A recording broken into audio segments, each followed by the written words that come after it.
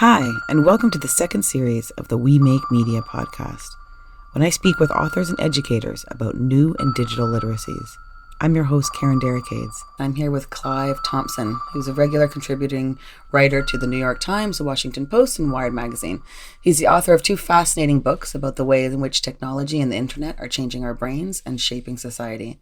One is titled Smarter Than You Think: How Technology is Changing Our Minds for the Better, and the other, Coders, the Making of a New Tribe and the Remaking of the World.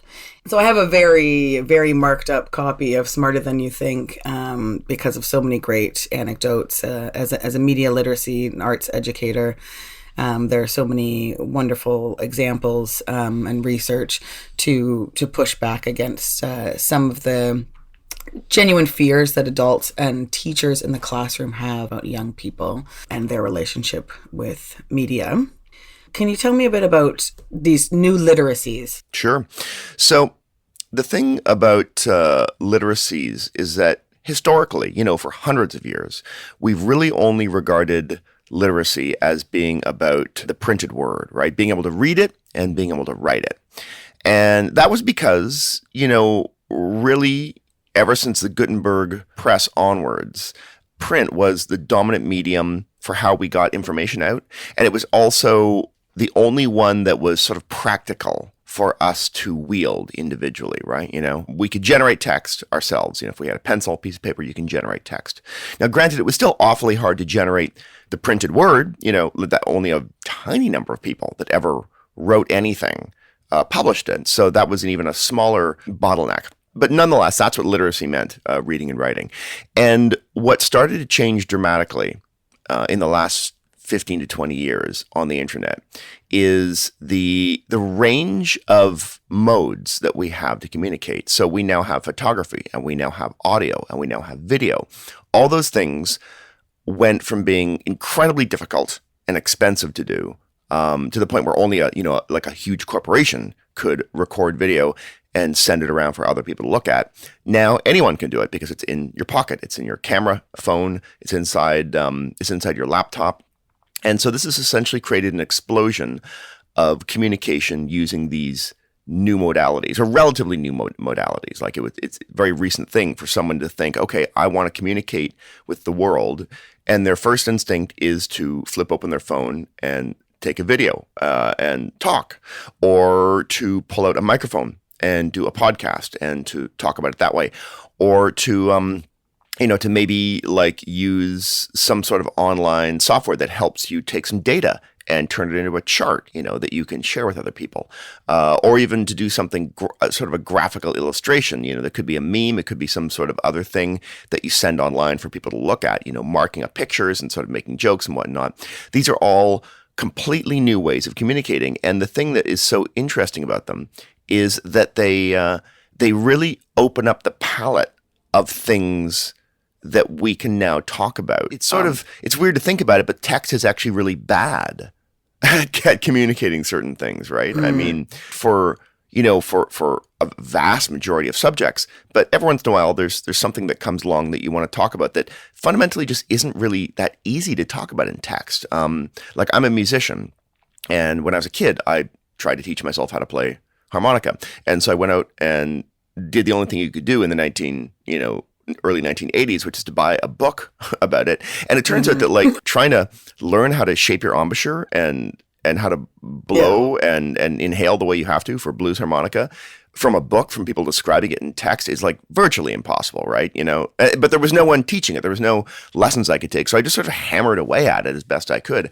And same thing with many guitar techniques, right? And now when I want to learn something new, I'll find thousands and hundreds of thousands of YouTube videos where people are sort of illustrating this stuff in this sort of really embodied way. And it is dramatically easier to communicate these ideas, to learn them.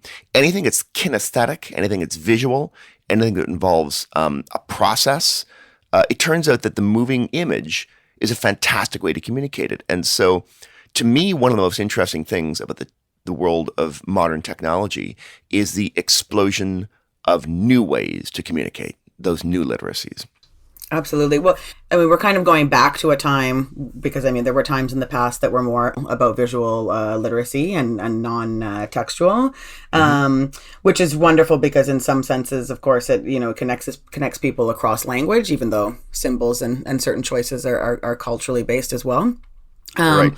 This is what I try to impart in folks is the importance of the visual literacy, right? Really understanding how ordering images and how images are organized, and what images want, what images are saying to you, is extremely important for young people. And there tends to be this kind of idea amongst many that it's a very superfluous, superficial, Yeah. and there certainly are those problematic pieces of visual culture.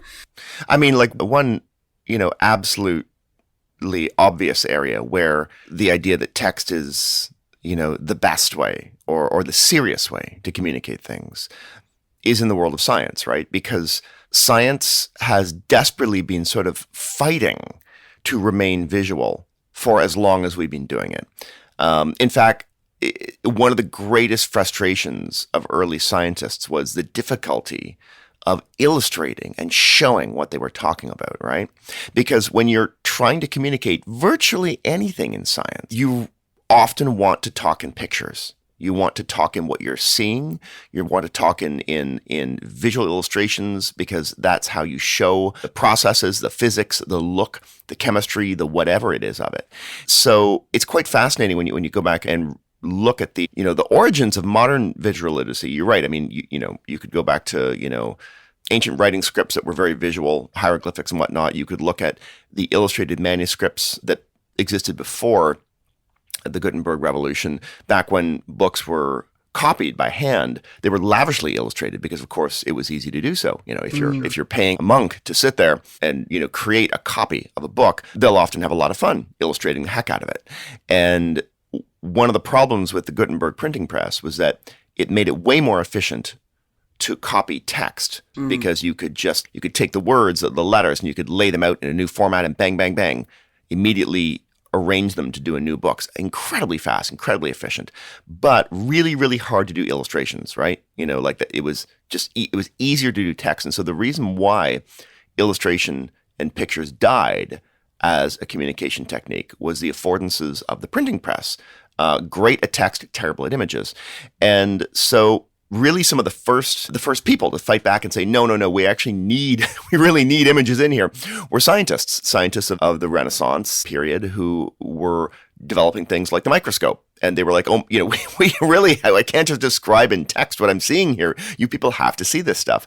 And so Robert Hooke wrote his book, Micrographia, and it's just lavishly and beautifully illustrated. And it was incredibly expensive to do back then, but it was crucial to understand what was going on. And when Galileo discovered that the moons circled Jupiter, and thereby essentially finding proof for the first time, like direct observable proof that the Earth was not the center of the universe, he produces this great book called Sidereus Nuncius, and he does these amazing graphic illustration that look really modern. Like they look like something you'd see in like a textbook or in an infographic on a news site today, showing this wonderfully abstract way of the orientation of these little dots around Jupiter over days and days and days of observation. So it's almost like a flipbook series where you can watch it move, and you can see the visual dynamism that he saw with his own eyes. So yeah, the idea that visual stuff is sort of secondary or ancillary to text is belied by science, and science today is often really at the cutting edge of using these new literacies of video and interaction and illustration and animation, because they're just diving in there. Like there's the scientific boom on places like YouTube is just massive. The concepts that you can now communicate to young people, to adults, because of the complexity of things you can talk about when you can show them. Right. Also, you talk in Smarter Than You Think about the subversive nature of visuals, even within the internet in terms of searchability and being able to censor it. Yeah, like in China, they have incredibly tight governmental controls on what you're allowed to say. So if you start talking about something that they don't want you to talk about, then their little text auto-recognizers will immediately take it down. So if you're trying to communicate on Weibo, or if you're trying to communicate on any of the sort of Twitter-like, services there, try and say something about a recent mistake that the party has made, or to talk about something that in the past the government has been attempting to suppress, like memories of Tiananmen Square, you can't do it. Instead, you'll get Chinese people producing these very witty visual memes that are, maybe photoshopped aspect of something that's happening in the news to make a comment on it. And this stuff is just a lot harder for AI to auto-recognize, right? They can't recognize a sort of visual pun or a visual joke as easily, so that stuff circulates, and it really becomes something that pushes back against the censorship regime inside China. Mm-hmm. Yeah, that's fascinating to me. What are the main arguments for how these things are really making us smarter? Because we've got, again, in the context of I'm working in arts education or in public schools, right? Right. There really is a disbelief that if anything, the prevailing attitude is that it's not. Like, that kids are losing, they don't know how to speak properly anymore. They don't know how to write properly anymore. Right. All they want to do is, be online. I was spending. I was at a school this week where the teacher we're doing some YouTube stuff, and she was saying, "Oh, this student will do really good. Can you believe it?" And we were talking about I have a dream speech and Martin Luther King Jr. and he said that his dream was that everybody have YouTube commercial free. I was like, access to information. Actually, it's interesting they talked about the dream speech, right? Because you think about what Martin Luther King was famous for. And he was famous for his rhetoric, right? He was famous for speeches that he gave. We don't sit around poring over texts of Martin Luther King so much. I mean, we certainly have copies of the speeches, and they're beautifully written. But they were written for the spoken word. They were written for the voice, to speak to other people. And the power that they contained was one of rhetoric, sort of a person addressing an audience. And in one respect, that's a very ancient craft, of course. I mean, the Greeks and Romans regarded rhetoric as an absolutely crucial part of literacy. You had to know how to address a crowd. That was an absolutely core part of being politically involved. They certainly could write, and they could write beautifully, but one of the greatest arts was to be able to speak beautifully, to speak persuasively. And so, this is exactly what one of these things, these new literacies unlock, is the sort of importance of rhetorically addressing a crowd, right? For two reasons. One is that, first off, you can use audio. You can communicate in a podcast. You can send audio around. Or you can communicate in video. You can have you speaking, directly to the camera, either in like a short TikTok or in a longer YouTube video or whatever it is, or Facebook Live or something. So first off, you've actually got the affordance that allows a person to use their voice and use their presence for that exact rhetorical force that speakers historically, from Roman senators to Martin Luther King, have used. But more importantly, you now have an audience, right? You have people listening to you, and they are an authentic audience, which is to say they are an audience that could choose to be bored and to go away. So you actually have to maintain them. And that's a really interesting pressure, right? Because one of the problems with the educational system that all teachers know is that a teacher is not an authentic audience. Yeah. They're giving you a grade. They're being paid to read or to listen to what you do. And even your other students in your classroom are not really an authentic audience. I mean, they sort of are. But, you get up and even giving a talk or doing a debate in front of the class, there's something a little artificial. Those people are being forced by law to be in that room. But when you suddenly have the world in front of you on the internet, and you actually have to persuade an audience, now suddenly all these arts of rhetoric and persuasion and understanding how to make a point and understanding how to cross over domains and to figure out, well, what is a stranger that doesn't know anything of what I'm saying? What are they not going to understand? How do I get this point across to them? These are incredibly important abilities, not just for Roman senators and for Martin Luther King, but for people in everyday business life, right? I mean, the single biggest thing that stops people in their corporate careers is the inability to speak persuasively to a group of people, right? Like this just kills careers, right? They can't get up and present persuasively to the board, to a committee, to a conference. I mean, it sounds silly, but this corporations really have trouble with this. And so the fact that this world now exists of these new literacies that are married with these authentic audiences is, to me, incredibly interesting and exciting. And it's a hard thing for the education system to use. I understand, because the point behind education is for the teacher to help to assess what's going on and to improve it. And so it's actually a real challenge in a lot of ways, because it's hard enough for them to be really good at helping to shape and improve the written word of a student. Now they have to also somehow develop a competency in assessing and helping to shape and improve, persuasion in 5 other media modes. Absolutely. So this is what all these teachers, when I talk to them who were doing this stuff, they said, look, this is fun, it's exciting, it revitalizes the classroom, but it makes our jobs incredibly harder. And I had such sympathy for that. And no one's given any training or any support for this stuff, right? We have these incredibly powerful new things we can do, but they don't.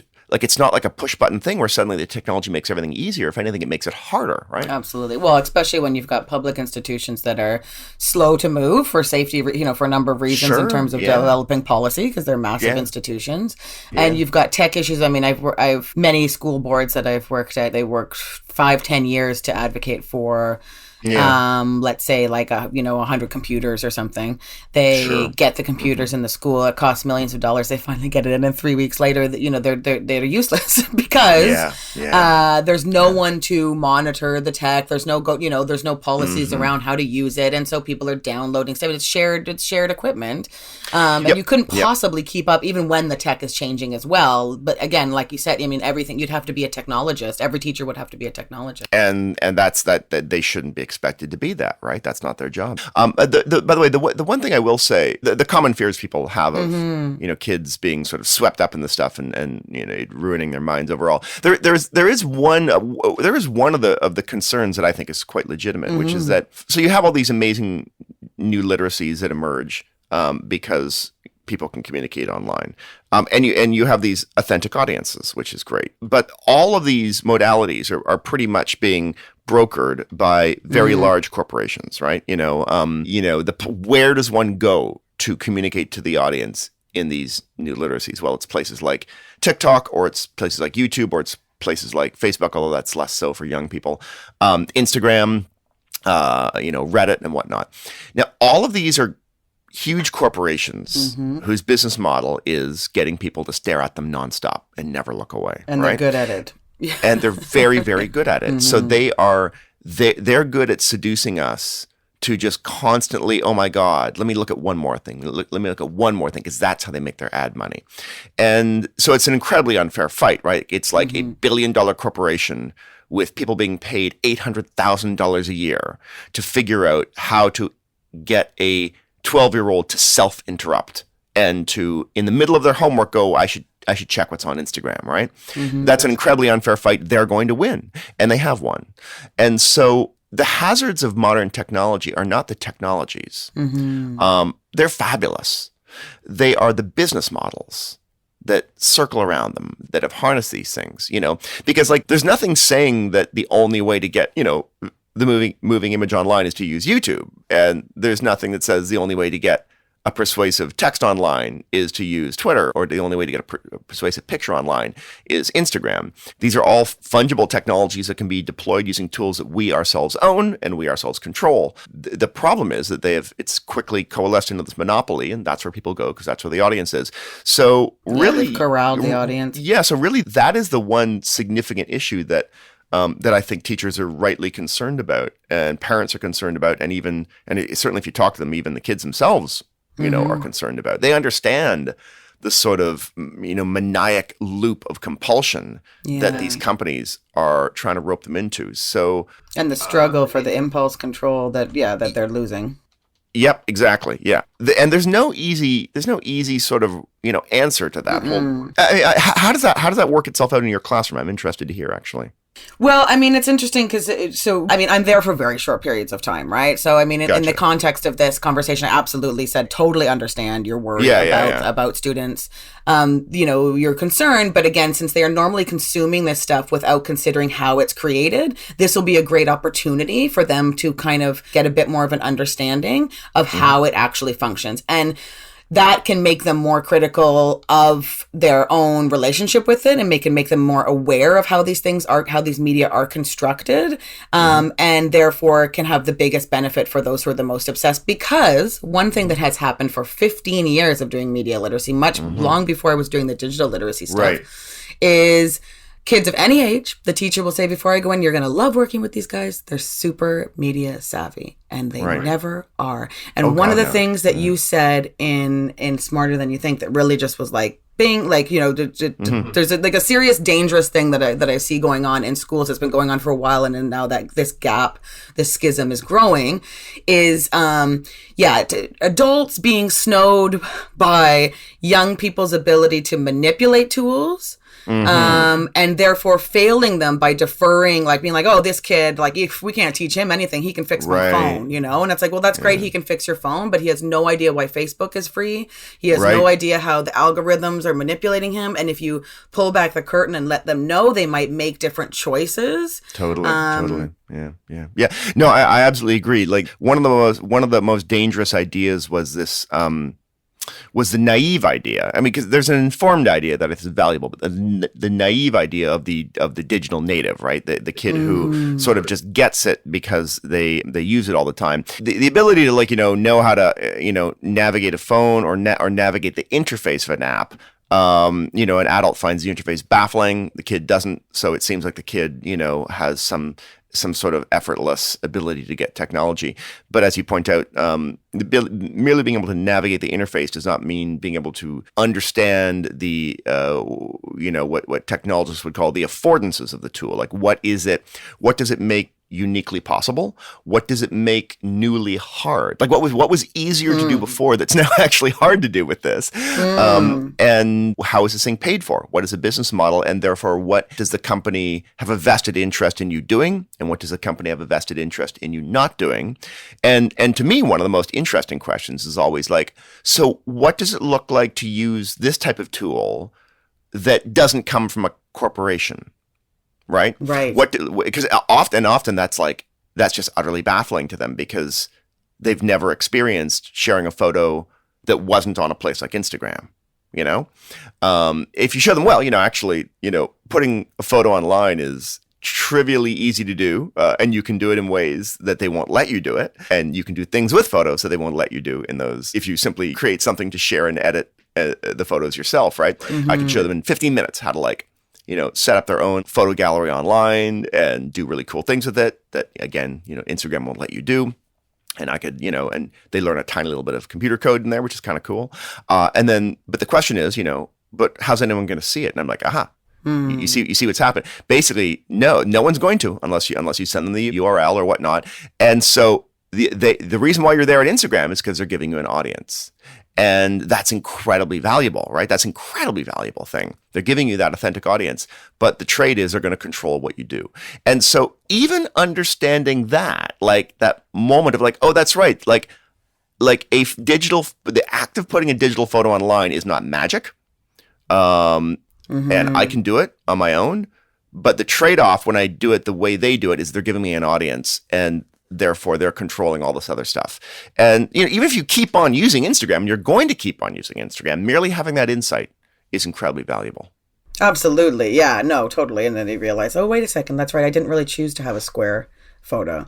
Yeah. And now I'm starting to think in square or whatever, right? I know. Well, and like it's a great story there, but like why is it square? Well, it's square because the guy that created Instagram was a big fan of, in kind of a cool way, of the old school Rolleiflex cameras, that are big boxes, and you look down, you sort of look down into them, and, the big square negatives forward, and you have a square frame. So he was a big nerd, and he was also a big fan of Polaroids, and Polaroids are square. And he had actually created an app with his, he was a designer, and he had a coder, Mike Krieger. He's in the second chapter of my book, Coders, the story of the creation. It's quite interesting. They created this app that was supposed to be for nightlife called Bourbon. And it had all these, like, they threw the kitchen sink at it. It's like, restaurant reviews, maps, nightlife listings, photography sharing of, where you're at. And it turned out the only thing that anyone liked to do was to share the photos. So they stripped it down to just that. And more importantly, they'd stripped it down just to being a photo sharing app. And Kevin Systrom, who's the founder, he was walking on the beach with his girlfriend, and he was saying, well, I think we're going to make it just a photo sharing app. And she said to him, well, the thing is, sure, you take great photos, but most people take kind of not that interesting photos. They're not going to want to share their photos and he said, well, what do you mean? And she said, well, yours look they look kind of beautiful. They have color composition that's amazing. And he said, well, that's just because I know the filtering effects of different types of film, right? And I know the filtering effects of different types of lenses.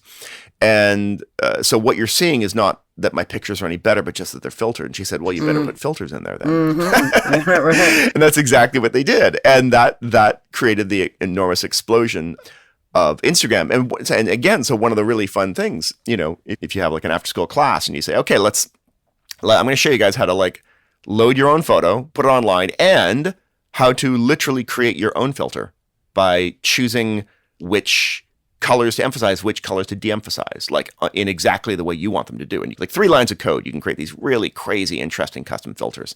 And you can sort of show like there's no, like this thing that like is their supposed magic is not really magic at all, right? Mm-hmm. It's incredibly fun. It's something you could do yourself. And one of the things that when I would talk to a lot of teachers and talk to a lot of students, more importantly, about where they're actually learning the really empowering stuff around these new literacies, like where they're actually getting a chance to really do something, lets them peel back the hood and understand the way these literacies work and to practice using them in really interesting and daring ways. It's often actually not in the classroom because of exactly the stuff that I think you mentioned and the teachers wrestle with, which is that, they are busy as heck. They have a curriculum they have to march through. Teaching and training in all these new literacies is really hard. It takes a setup. Whereas in contrast, when I would show up at an after-school program where someone was like, all right, we're doing like, photography and photo stuff. We're doing podcasts. We're doing video. We're doing whatever it is. We're doing a bit of coding and whatnot. They could dive so deep because there was no curriculum to satisfy. Like they could just do the stuff that the kids wanted to do and they could teach them the skills and all these knock-on effects of learning about rhetoric and learning about clear communication and even learning about, like better writing, in situations where what they're doing involves writing. You can go so far and so fast in like 1 or 2 hours of an after-school program. Absolutely. Because you don't have a curriculum to work with. Yeah, and the learning by making, is really the only. That's why I don't know if there'll be any education. You can get the answers, right? So it's about how do you acquire the knowledge and how do you practice the skills and how does that, what does that look like? Which makes me think like, Marshall McLuhan has lots to say about the role of the artist, but within media literacy or just there's this whole STEM debate. Do you know of this? STEM and STEAM, sure, yeah. Which of course is absurd because they're not two separate things, but they have very real world they have very real world implications, right? Like the arts is being, I don't know how it is in the state of New York, but art is being pulled more and more out of the curriculum and is being told even more and more that it's less important, right? So I've been working with young people for 15 years. People will always say like this, this workshop was life-changing. I made this amazing thing. It was so amazing. I'm so glad you came in to visit because I'll never get to make art again because it's not important, right? And I have to get a job. I know. It's so depressing. It's so depressing. It's heartbreaking because the world needs more artists. And again, when we're talking about competing with robots, you think actually in Coders when you something you said about people fearing that the robots will become like humans, and really the bigger issue is that humans are becoming like robots. Like robots. Exactly. That's really what we need to be more worried about. Like, they can't do the divergent thinking. They can't do the compassion. Yeah, they can't do the creative thinking. They can't do the expressive thinking. They can't do the persuasive thinking, right? So let's not build those skills, right? So what is the role of the arts? The role of the arts is, I guess if you were to distill it to its simplest, it is one of our most critical ways that humans understand the world and communicate what we understand to other people, right? And I don't mean that in a linear way, right? Like, I mean, like sometimes the things we understand are weird and complicated and seemingly useless. And the way we communicate them is weird and complicated and seemingly useless. Like, that's the nice thing about a lot of the arts, is that the arts, span from the incredibly practical, right? Like, being able to do an amazing persuasive scientific illustration, or an amazing, illustration of something that is crucial for the public to understand, like absolutely direct practical application, to, doing extraordinarily cutting edge experimental art, the value of which in economic terms is entirely impossible to evaluate, because it isn't done for the purpose of the marketplace, right? So that's the sort of massive span of the arts. I think it's absolutely worth teaching kids just how wide that span is and how interrelated it is, which is to say, like, there are reasons why we create and get good at creating culture and the arts, and understand those techniques, and understand what doors they open in the mind. There's a reason why we do that has absolutely nothing to do with any practical purpose, or not a practical purpose that we can spy right now. We're wrestling with something that is haunting us about the way that we see or understand the world, that's often very inchoate, and we need to get that outside of us. And it resonates with some other people, and sometimes it resonates with absolutely no one. Like, that's the nature of the arts, right? That's incredibly urgent and vibrant, regardless of whether anyone makes a dime off it, right? Or frankly, whether it even persuades a single person. There's something about that as a human activity, right, that is powerful. But that bleeds very gradually all the way over to the person who's designing something for an advertising campaign, or who is designing, something to try and persuade someone about a piece of knowledge, or health communication, or a corporate communication, or whatnot. All the things that the artists have figured out about how to communicate and how to express themselves start in that spiritually urgent and complex and chaotic world of art, and eventually migrate over there into the world of very practical everyday communication, right? And you sort of don't get one without the other. And by the way, they loop back on each other, right? Like, you take these incredibly practical things, and you suddenly, the communications that people do in corporate life, and you sort of tilt them on their axes, and now you've got something that's a really funny and artistic and weird, right? Like, which is what Andy Warhol did, and which is what the Group of Seven did, because they all started as illustrators of soup cans, right? That's where they got their painting chops originally, before they started turning it to the landscape. So to me, like, the reason why the arts are taught is because they amazingly span, sort of in the same way that science does, right? Like, science, I think there's a reason why colleges have, often divide their offerings into this thing called the Faculty of Arts and Sciences, because sciences have the same span of absolutely inchoate and seemingly useless explorations, all the way to the absolutely immediate practical problem that we have to figure out right now. Like, how do we sequence the coronavirus so that we can develop a vaccine, right?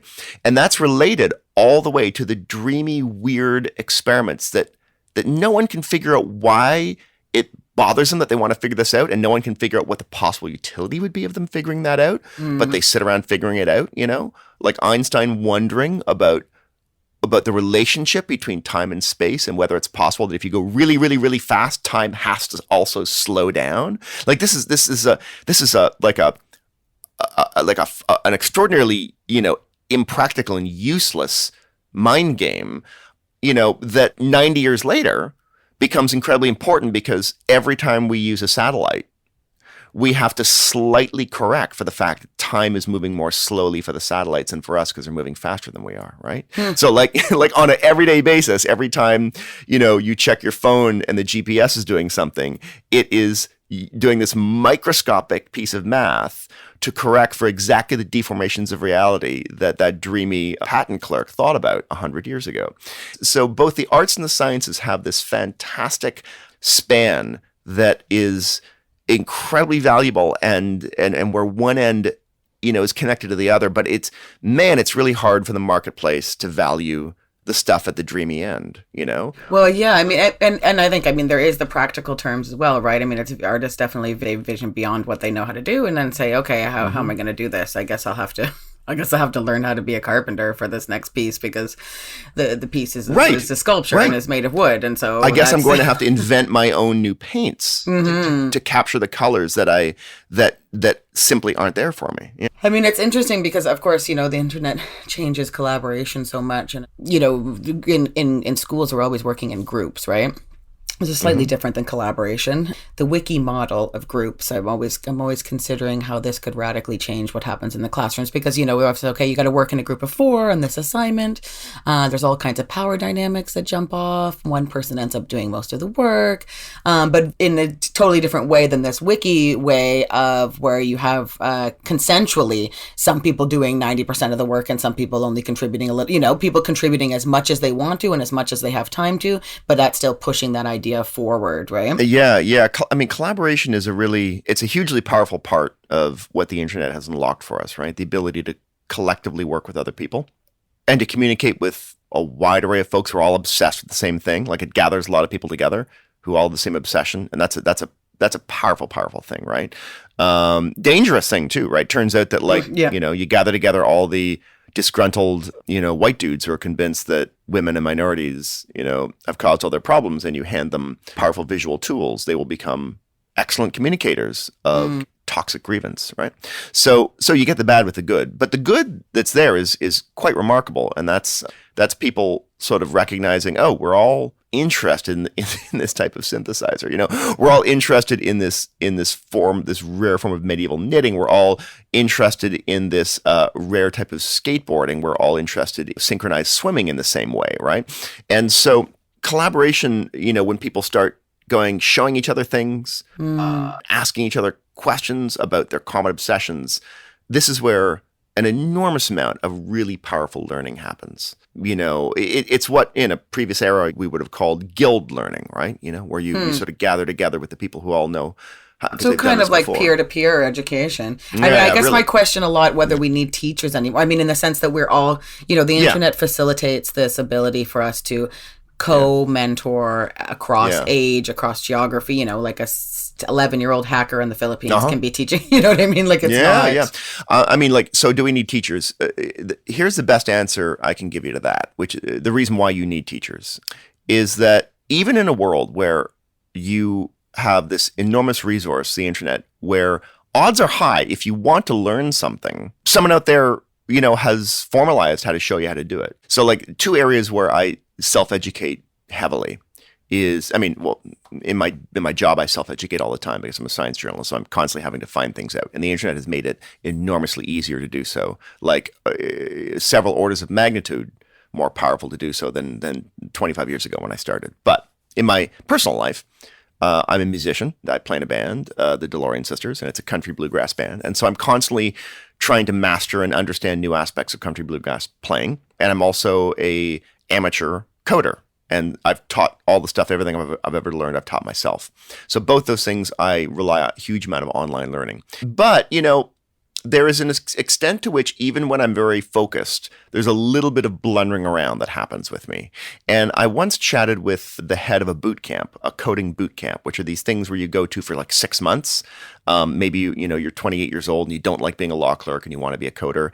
And so rather than take a 4-year computer science degree, which is expensive and probably too expensive for you, you go to a 6-month, really intensive 9-to-5 boot camp where they teach you just enough coding that you could be useful as a junior employee.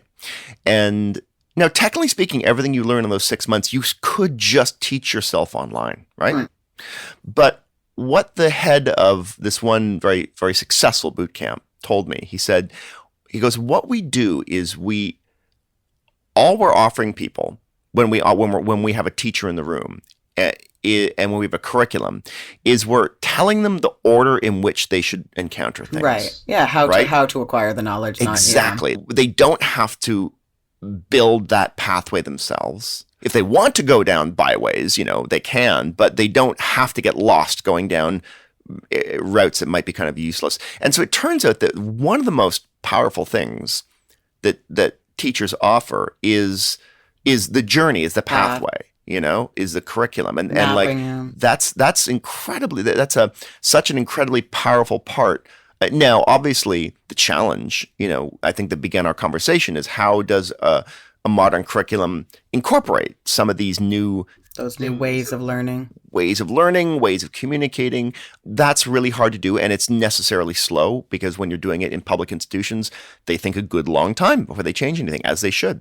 Absolutely, yeah. And I would say it's mostly working, right? Like, I mean, I don't think people say schools are failing kids. I think what's failing kids is probably mostly classroom size. If you cut it in half, you could have the exact same curriculum. So like this is a money problem. This is not a structural problem, right? People, what do the rich people do? They send their kids to classes with 15 people in it, Basically the same curriculum, but way more flexible because the teacher has more time per student. Absolutely. Right? So yes, I think that we need teachers, and and are schools still useful? Yes, I absolutely think they are. I think they could adapt far more to take advantage of these enormous resources online, particularly when it comes to students who are perspicacious in a particular area that just want to gallop at a speed that the rest of their peers can't in this one area. That's really where, like, wow, if you actually had a 15-person class, well-resourced with online stuff, it would be the best of all possible worlds, because you'd have a teacher there helping to guide. You'd have a small enough cohort of students that the teacher would be able to devote much more time to customizing what's going on in the classroom and allowing them, when they are able to and want to gallop to do so, you could just have such fantastic outcomes. So to me, that's really what it's all about. Right. It's very important to have, just like the slow food movement, it's important to have institutions that don't move fast and break things. Yeah, no, absolutely. Yeah. They do things methodically. Yeah, thoughtfully, full of thought, right? Not we'll see what happens later, but like, no, we're going to think about it beforehand because it's important and because the people that we're working with are vulnerable or are malleable. But I mean, what's interesting too is that, again, the internet and all that stuff is just getting faster, and we were having a conversation about collaboration, and it seems like the internet at first was like, okay, so here we are, we're all here, what can we do together now that we're all in the room together, right? How can we pool our knowledge? How can we do, pool our answers and all this? And now we've moved into there's so much, we've uploaded so much that now there's so much management work, right? So like, how do we manage all of this together? Like YouTube videos, amazing how-tos, right? You never need to, again, go wait for the library to, how to code or whatever book. You can go online and do these videos. But now there are so many that your searching skills, again, become very, very important, because it now becomes you get lost in a million videos of like, oh, this is an older version of Photoshop, so it's like, I want timeline 2020 and tell it exactly what version you're working with. And this is the interesting complication or paradox or thing about the internet and searching and finding answers, is that people would say like, well, you've got the internet, you can find whatever you need, so a basic education just isn't as crucial anymore, right? But the problem is that this is essentially a like university class resource, right? It's like this massive research library filled with material of amazing quality and terrible quality, cheek by jowl. And so to be able to understand what it is you're looking for and how to recognize when you found it actually requires you to already have a fair amount of knowledge about a domain, which you can really only get if someone is instructing you in a school, right? Or another way of putting it, to take advantage of what's out there on the internet actually makes a sort of a basic grounding in the everyday knowledge of the world that a K-12 education traditionally gave us. It actually makes it even more important, right?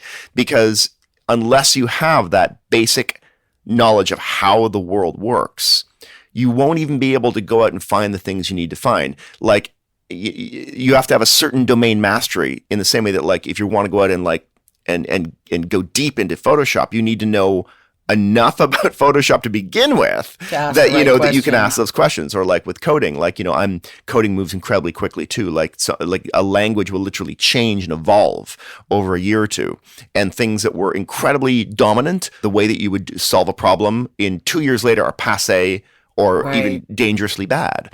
But when you start out, as I did 5 or 6 years ago, you have no idea about that. And so you can spend a huge amount of time learning stuff that is, I wouldn't say it's irrelevant, but it's confusing how it integrates with other things. And so there's this period when suddenly I had enough knowledge that suddenly I could actually move much more quickly because I could actually ask the correct questions. I could identify the holes I had. And there's a part of me, it's like, wow, if I had done a boot camp, I would have got that in 3 months instead of blundering around in 4 years, right? So, right. Behold the value of like a formal education, in a classroom. You can impart, you need to get that baseline knowledge of how the world works, how the government works, how a company works, how a family works, how psychology works, how philosophy works, how math works, so that you can go forward and now teach yourself for the rest of your life online. Right. Wonderful. Was Smarter Than You Think was written almost 7 years ago now, which is, a generation in internet. Yeah, really. Still very, very relevant, and what's some wonderful insights. Coders is just from last year. So what's the next thing you're going to be writing about? I think it's probably, I don't know for sure, but I would think it might be about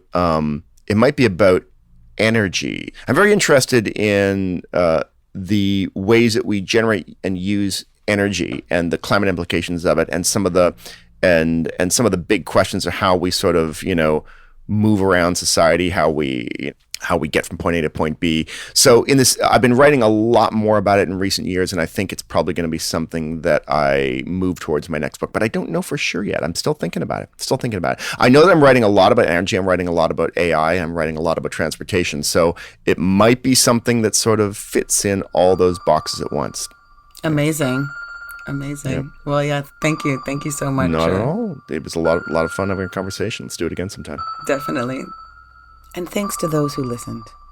Join me for the next episode when I talk to educator Paul Darvasi about game-based education, how augmented reality can be used to animate urban spaces for learning, and the role of artificial intelligence in revolutionizing metrics for evaluating student success. Until then, stay creative and do be artists.